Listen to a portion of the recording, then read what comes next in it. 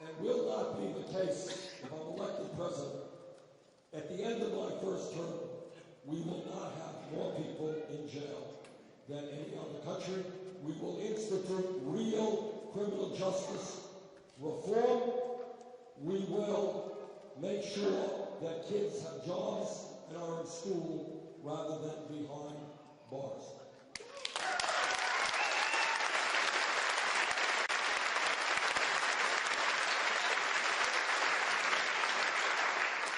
When we talk about criminal justice reform, there's a whole lot out there I don't have time to get into. But let me just say a couple of things. I learned recently that millions of people over the last 2 or 3 decades have received police records for possessing marijuana. Now, I'm not here to advocate for marijuana, I'm not here to advocate against marijuana. But right now, at the federal level, we have the Federal Controlled Substance Act, which lists marijuana at the same level as heroin. I think that that is dumb.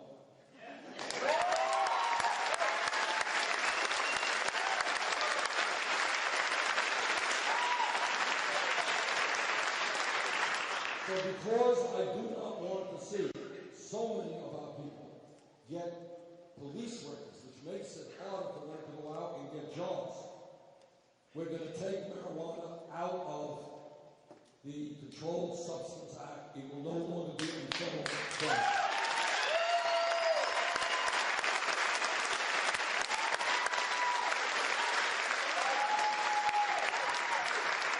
In terms of police department reform, I was a mayor for 8 years, and I worked with many police officers, and the vast majority of them are honest, hard-working guys doing a very, very difficult job.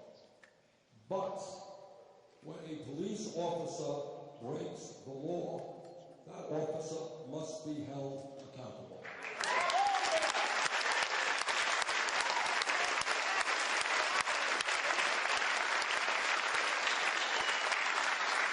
Also, we have got to rethink the use of force protocol. Lethal force should be the last response, not the first response.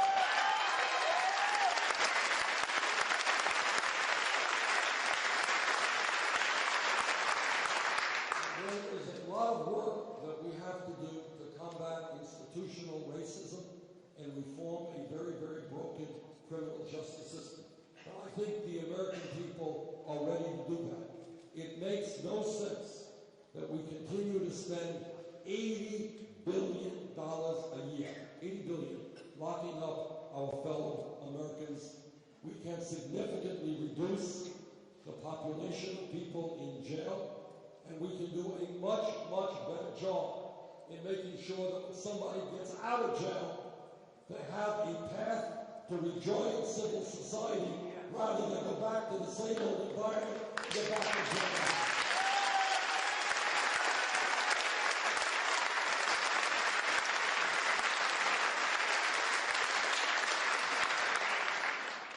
And when we ask why it is that people in Iowa and Vermont and all over this country are working such incredibly long hours, the answer really is pretty simple. And that is that wages in America are just too low. Just too low. I'll tell you a story. I was in Des Moines in the summer, and I met a guy at the farmer's market there whose job was to work for a church, and he was collecting food that had not been sold, and he took it to an emergency food shelf. And I asked him, because I'm kind of curious, what percentage of the people here in Des Moines go to the food shelf who are working? You know, I thought maybe they're homeless, maybe they're unemployed. He said 90% of the people who go to the emergency food shelf are employed. But the wages that they are earning are simply not enough to feed their families. The federal minimum wage now is $7.25 an hour. Let us be frank. $7.25 an hour is a starvation wage. We have got to raise the minimum wage to a living wage, $15 an hour over the last 7 years.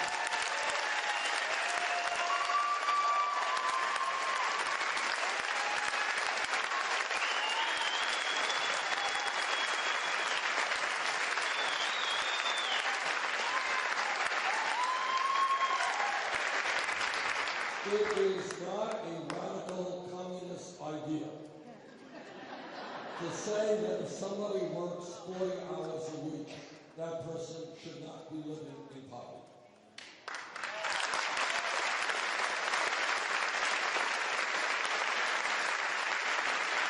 And when we talk about equitable wages, I hope that every man in this room will stand with the women in the fight for pay equity for women workers.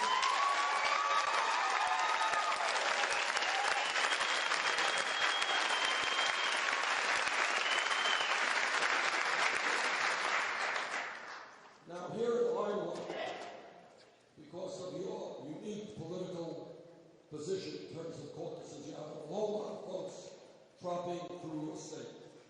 And if you listen closely to some of my Republican colleagues, you will hear them talking about family values. They just love families. But you know and I know what they mean by family values. I want you to think about this for a moment. Their view is that no woman in this room, in this state, in this country, should have the right to control her own body. I disagree.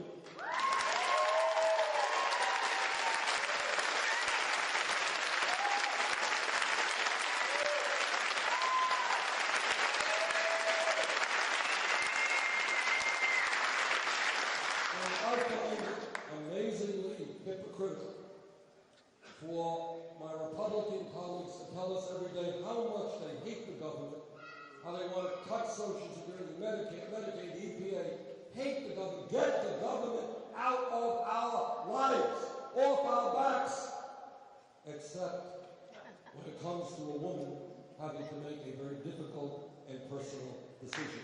They love the government.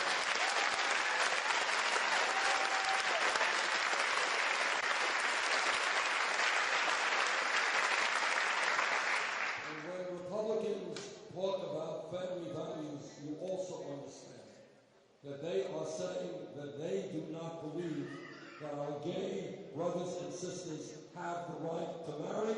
I disagree.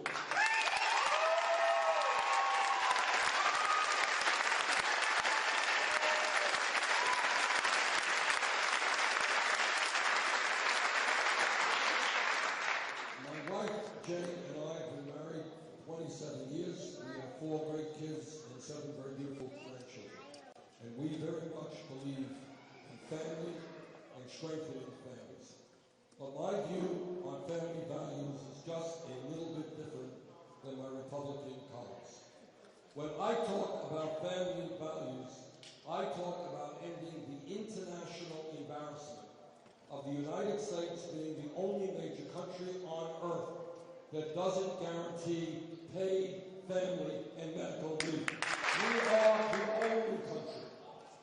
And what happens as a result of that? Well, today in Iowa, today in Vermont, women are having babies. Big day for the mom, big day for the dad, big day for the baby as well. But what happens if that mom is a working class woman? What happens if she is a low income woman? What happens if she does not have a lot of money? What happens? What happens is that a week after she gives birth, maybe 2 weeks, she will be forced to go back to work. She will be forced to separate herself from her newborn baby because she needs to earn enough money to take care of her family. To my mind, that is not a family value. That is the opposite of a family value. And what I will fight for is 12 weeks of paid medical and family leave.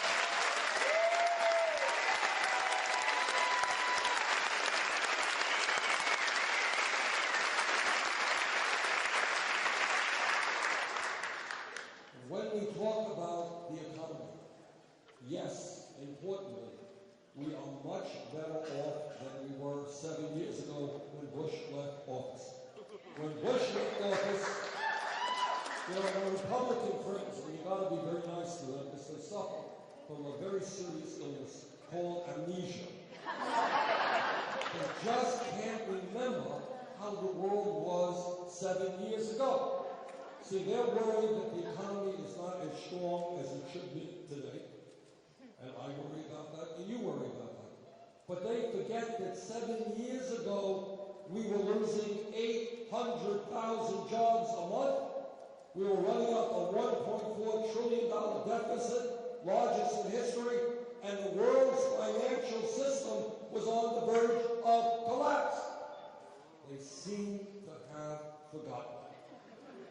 But be easy on them, that's just an amnesia thing.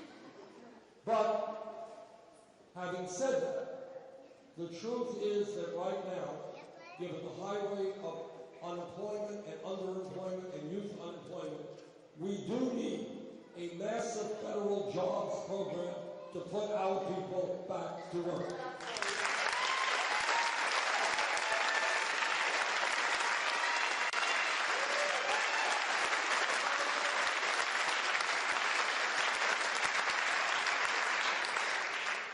We should be hiring teachers, not firing teachers.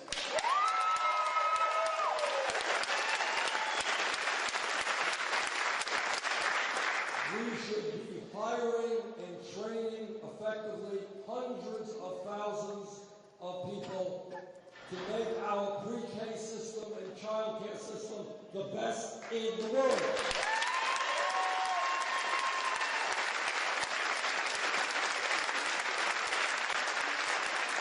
And at a time when our infrastructure, that's our roads, bridges, water systems, our rail, our airports, levees and dams, broadband, need huge investment. We used to lead the world in the quality of our infrastructure. Today we are way, way behind. Europe, Japan, even China have better rail systems than we do. We must rebuild our crumbling infrastructure, and when we invest $1 trillion, we can create up to 13 million good-paying jobs. And that's what we're talking about.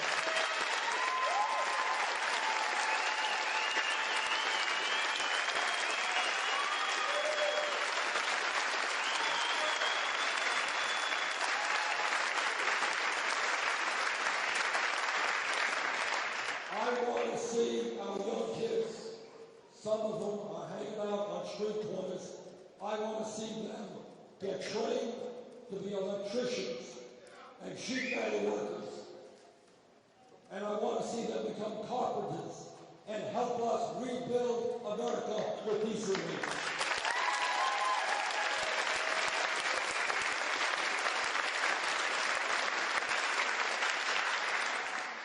But it's not only a question of creating millions of good jobs.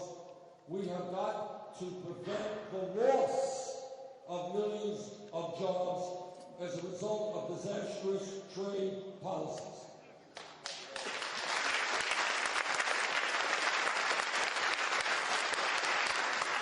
Now, trade is not a sexy issue.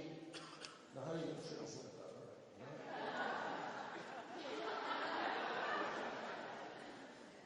And the media hardly covers it, but it is enormously important. And as many of you know, we have had disastrous trade policies like NAFTA and CAFTA, permanent normal trade relations with China. And what these trade agreements were about, what they were written for, by corporate America who wrote these agreements, is they were saying, why do I want to pay a worker in Iowa $20, $25 an hour when I can shut down here, shut down in Vermont, go to China, go to Mexico, go to a low-wage country, hire people at pennies an hour, and bring the products back into this country. That was the purpose of those trade agreements. And from corporate America's perspective, it's worked very, very well. But for the working people of this country, it has been a disaster. Since 2001, we have lost 60,000 factories in America and millions of decent paying jobs. And our job now is to completely transform our trade policies and tell corporate America loudly and clearly that it's time for them to start reinvesting in America, not just China. and of the railway company.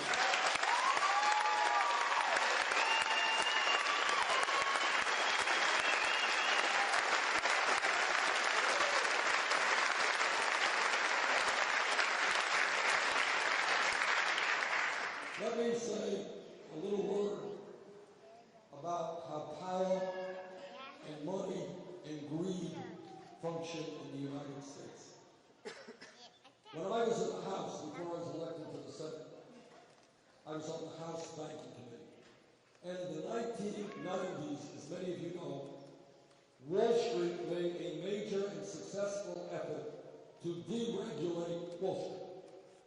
Wall Street spent $5 billion over a 10-year period on lobbying and campaign contributions to deregulate and to end Glass-Steagall legislation. As a member of the Banking Committee, I fought very, very hard against deregulation, but a vast majority of Republicans and Democrats ended up supporting it. 10 years came and went, and Wall Street had the freedom to do anything they want. They got the government off their backs. They were deregulated. And then it turned out that the business model of Wall Street was fraud and illegality. And their greed brought this economy to its knees, worst economic recession since the Great Depression.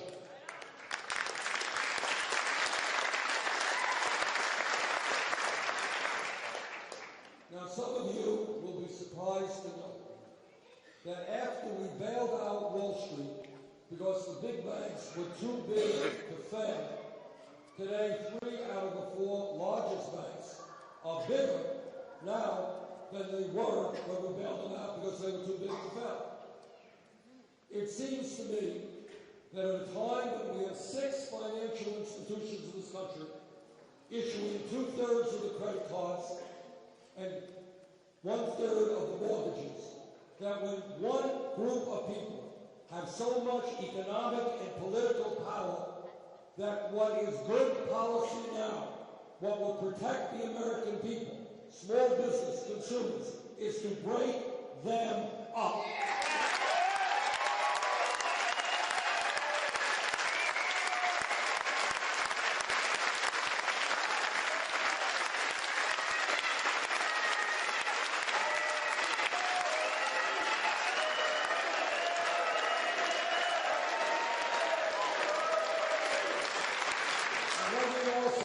This is what power is about. This is what we are up against, and this is what I mean by saying we need a political revolution to take them on. They spent $5 billion to get deregulated, and then after they helped destroy the economy, they spent more money getting you to bail them out. That's what political and economic power is about. I want to see us have a financial system where banks make affordable loans to small and medium-sized businesses so they can create jobs.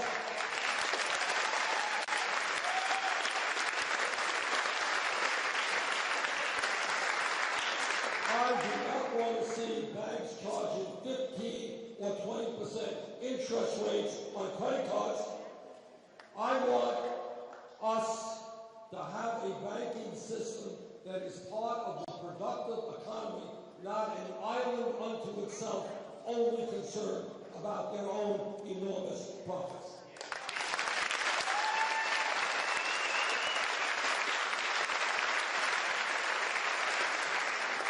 And again, just to point out how rigged the economic and political system is.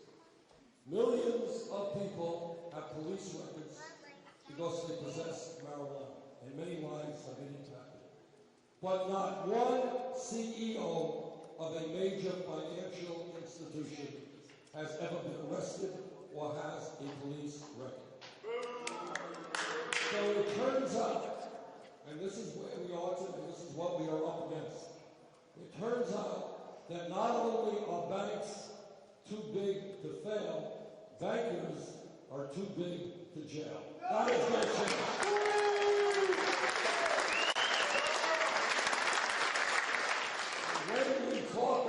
criminal justice reform. We're going to talk about equal justice under the law.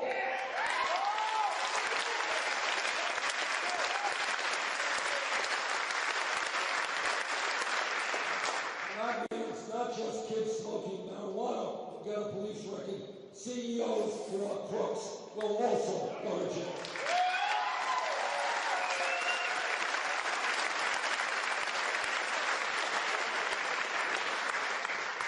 Now, a couple of years ago, I had the great honor, it really was, to be the chairman of the Senate Committee on Veterans Affairs. And I worked as hard as I could to make sure that all of the veterans in this country, men and women who have put their lives on the line to defend us, get the health care and other benefits they deserve in a timely manner.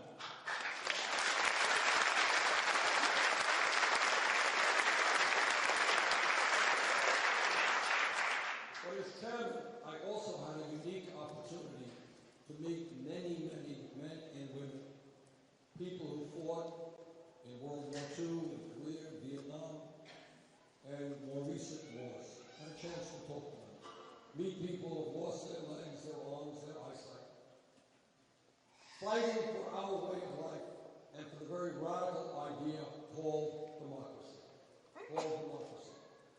And right now, as a result of the disastrous Citizens United Supreme Court decision, our democratic foundations are being undermined, and we now have, in my view, a corrupt campaign finance system. A corrupt system. It is not acceptable to me, nor should it be acceptable to any American, regardless of your political views, that billionaires are able to spend unlimited sums of money to buy elections.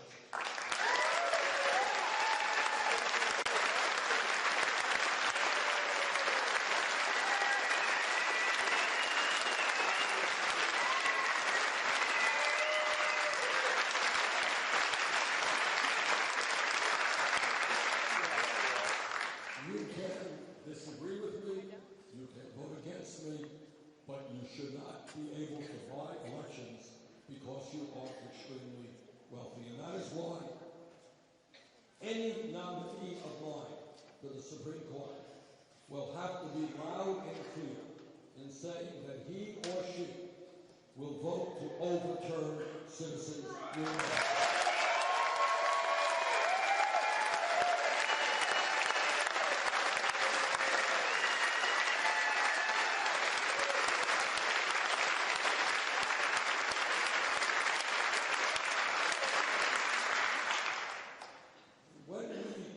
When we talk about the major issues facing our country, I think everybody in this room understands that if our economy is going to be successful, if our people are going to have a decent standard of living, if we're going to create good paying jobs, we need to have the best educated workforce in the world.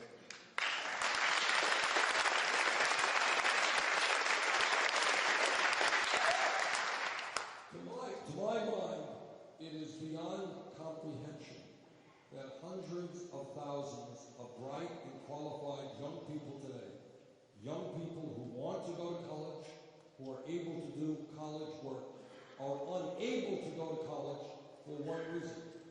And that reason is their families lack the funds. And that is why I intend to fight for free tuition in every public college and university in America.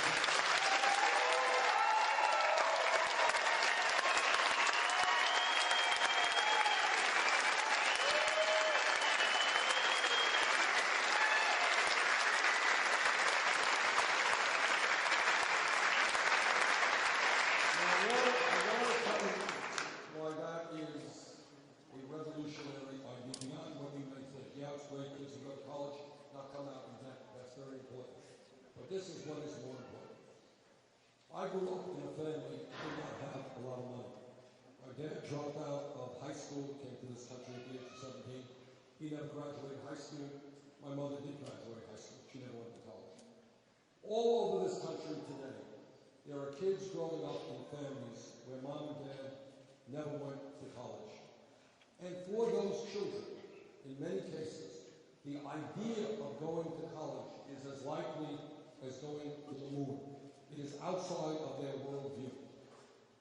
What I want, and what I think is enormously important, is for every child in this country, kids today in the 4th grade, in the 5th grade, all over America, to understand, and for their parents to understand, and their teachers to understand, that if those kids take schoolwork seriously, if they study hard, if they do well, regardless of their income, they will be able to go to college.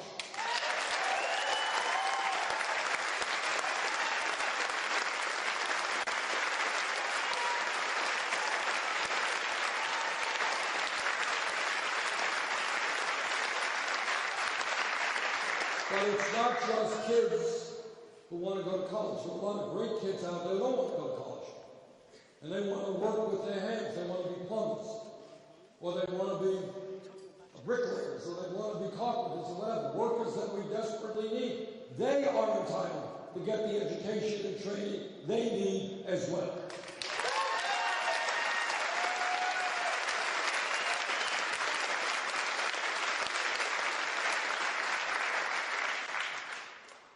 When we talk about our responsibility as human beings, as adults, as parents, as grandparents, there is nothing more important than leaving this planet, our only planet, to our children and grandchildren in a way that is healthy and is habitable.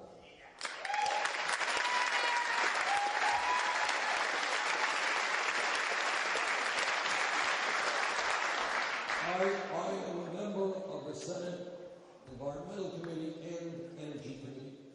I have talked to scientists all over this country and, in fact, all over the world. The scientific community is now virtually unanimous. The debate is over. They are virtually unanimous that climate change is real, is caused by human activity, and is already causing devastating problems in our country and around the world. We have the moral responsibility to aggressively transform our energy system away from fossil fuel to energy efficiency and sustainable energy, to work with China, Russia, India, and countries all over the world to cut carbon emissions.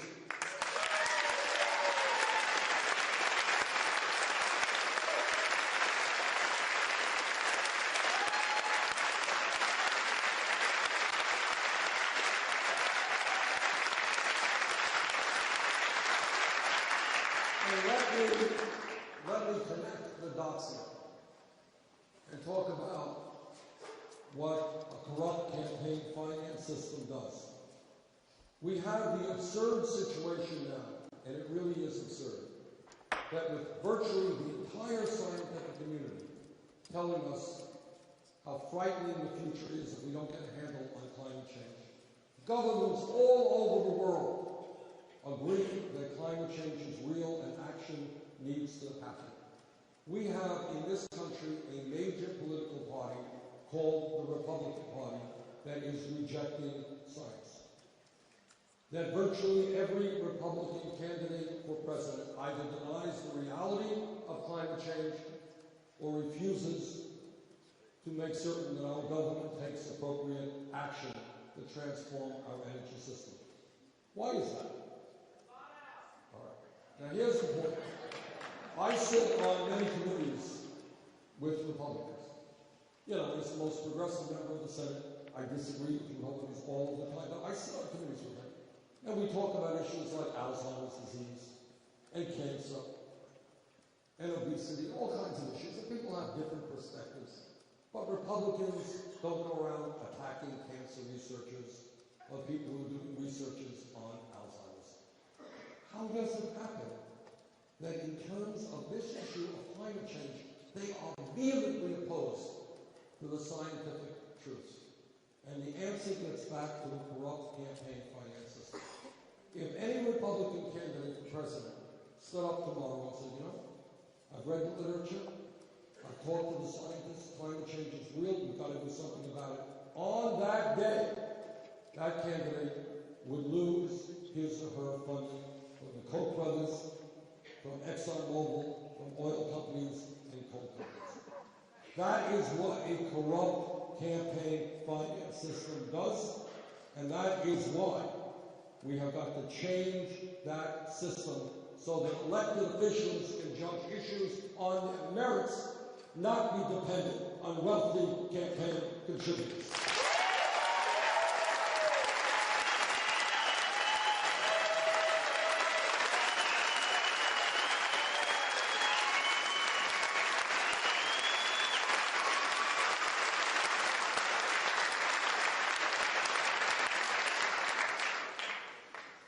As I was walking into this room, I picked up, I guess, the local newspaper.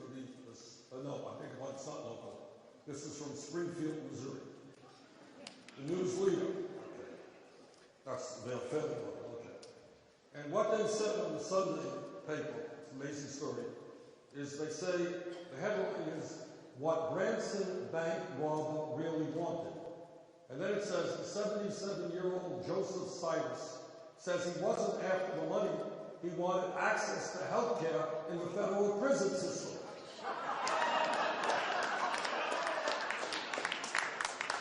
Guy robs the bank in order to get health care in the prison system. Which takes me to the issue of health care. And my suggestion that we don't have to rob banks to get health care. We can do a little bit better than that. There is one country in the industrialized world, one major country, that does not guarantee health care to all people as a right. You are living in that country. Now, I'm on the committee that helped write the Affordable Care Act. I voted for the Affordable Care Act. The Affordable Care Act has done a number of good things. 17 million people today have health insurance who otherwise would not have had health insurance. We have done away with the obscenity of pre-existing conditions, and there are other benefits that the ACA has brought forth.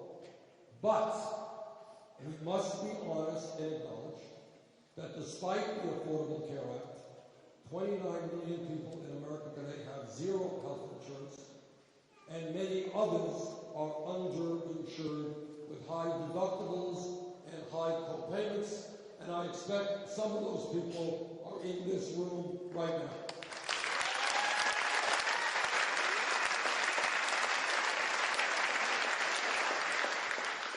Question.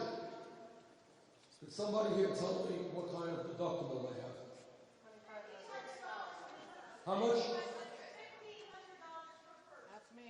$1,500 per person. $5,000 a year. $9,500. $10,000. I feel like how much?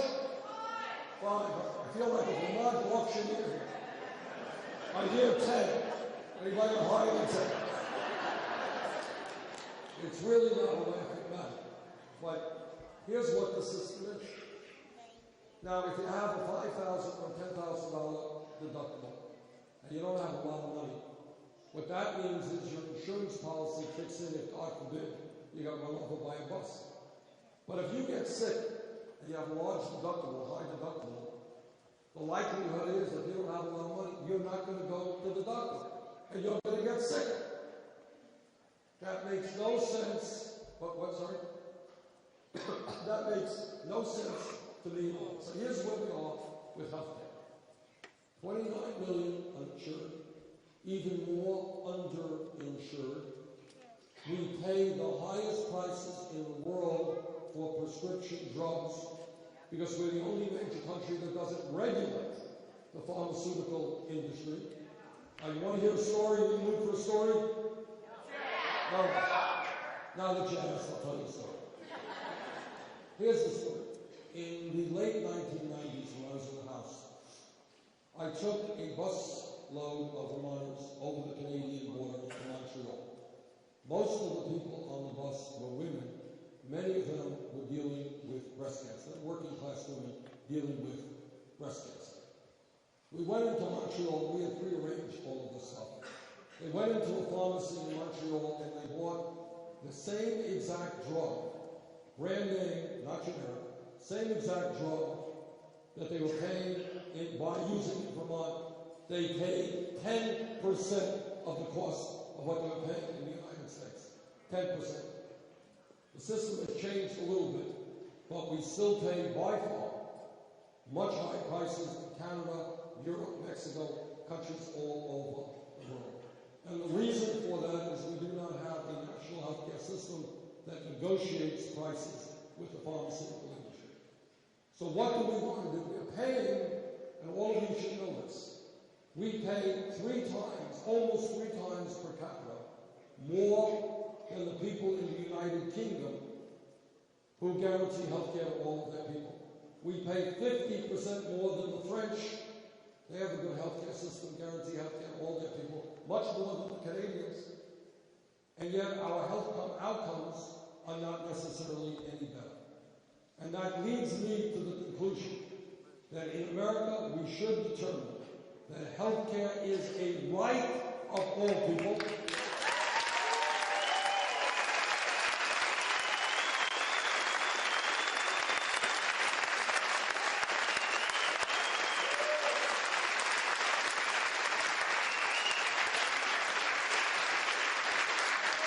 And that we need to pass a Medicare for all single-payer program.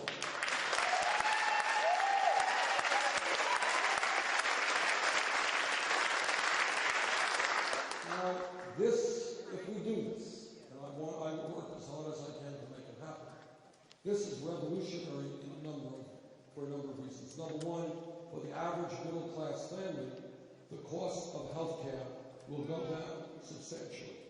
Number two, I want you to think about this for a moment. There are millions of people in this country who stay at their jobs, not because they like their jobs, but because they have decent health insurance for their families. Think about what it would mean for people and for our entire economy if people could do the work they loved and wanted to do and not worry about losing their health care.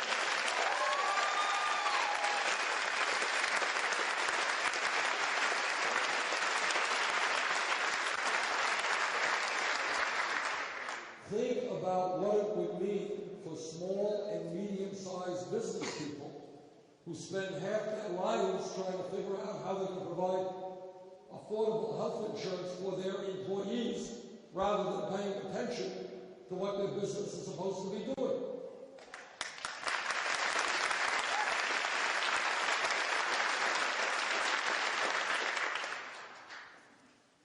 Let me say a few words about an issue that is on everybody's minds, and it is a very important issue. I think we've got to be very smart about how we handle it.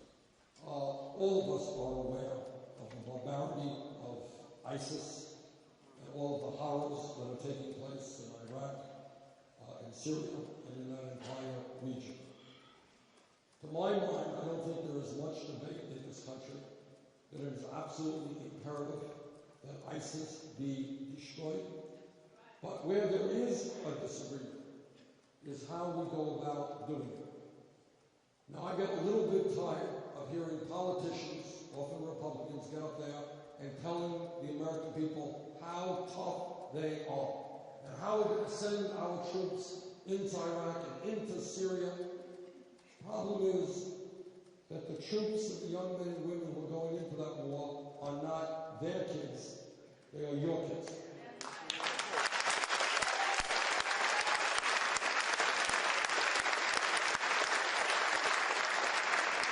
And one of the lessons that I learned as chairman of the Senate Veterans Committee is what the cost of war really is, and most Americans don't know that. It's not just that in Iraq and Afghanistan we lost 6,700 brave and wonderful young men and women. That is a tragedy. But many of you don't know that 500,000 came back with post-traumatic stress disorder or traumatic brain injury. What you may not know is that thousands of families were disrupted, divorce, suicide, children suffering as a result of a dysfunctional family and dad not being able to work. That is the cost of war. In 2002, there was a great debate in the United States Congress. President Bush and Dick Cheney and Don Rumsfeld and Condoleezza Rice and all the rest were saying it is imperative that we go into Iraq, that we invade Iraq, that we get rid of this terrible dictator Saddam Hussein. And I listened very, very carefully to that debate because the votes about going to war are the most important votes that a member of Congress will cast. Because it's your kids in your state who are going out to war who may never come home. I listened as carefully as I could, and I listened to all of their arguments, and I concluded that they were wrong, and I voted against the war in Iraq.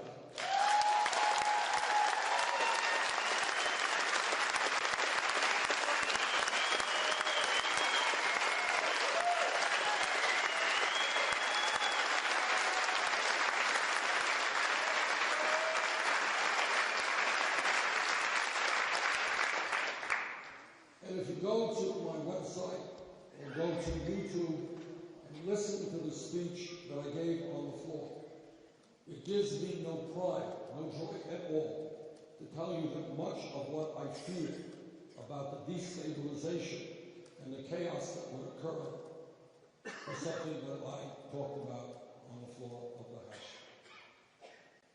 Today, we are confronted with this terrible and barbaric organization. In my view, ISIS must be crushed, but we must learn the lesson of Iraq and understand that we cannot, nor should we do it alone. We must do it in a coalition.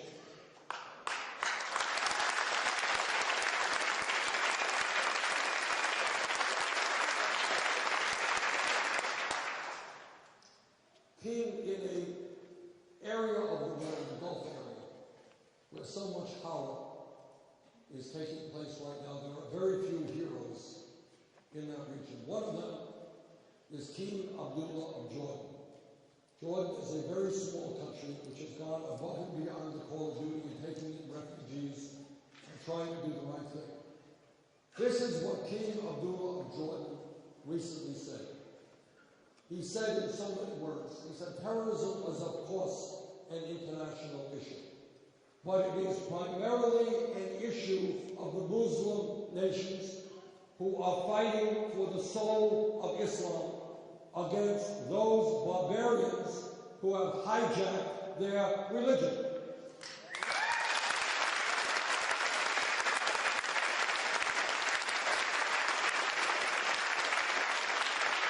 And what he said, and I agree, is that for a dozen different reasons, the people on the ground who will ultimately destroy ISIS will be the Muslim nations.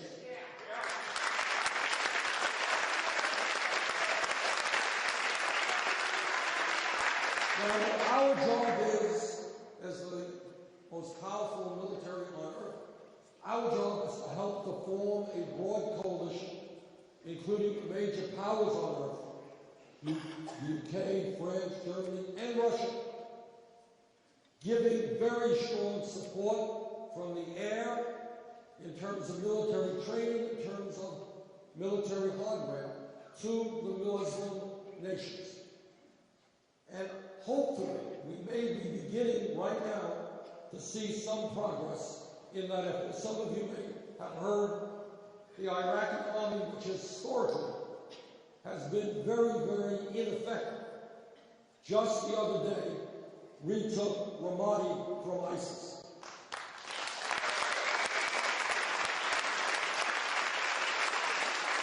And in fact, in the last year, ISIS has lost 40% of the territory in Iraq that it once controlled.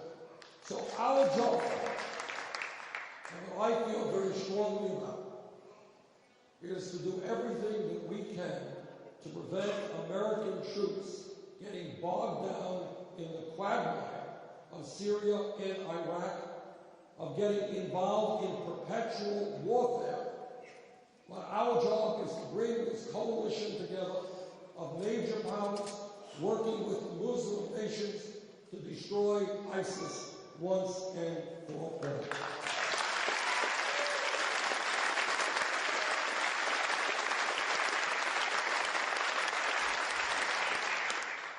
Let me conclude on a note that I began with.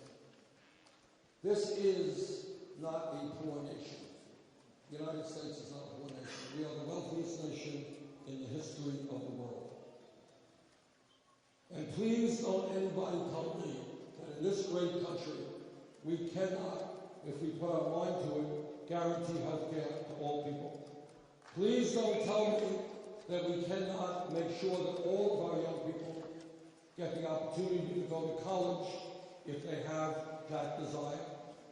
Don't tell me that the United States cannot lead the world in transforming our energy system and effectively combating climate change. Don't tell me that the American people, when they stand up in righteous indignation, cannot end this grotesque level of income and wealth inequality.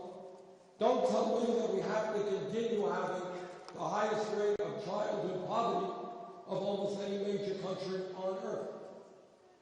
Nothing that I have suggested tonight is pie in the sky or utopia. In fact, many other countries are already doing what I have talked about tonight. But the time is now for a political revolution. The time is now, not just to elect a president, but for millions of people to demand that our government starts representing all of the people and not just the billionaire class. Thank you all.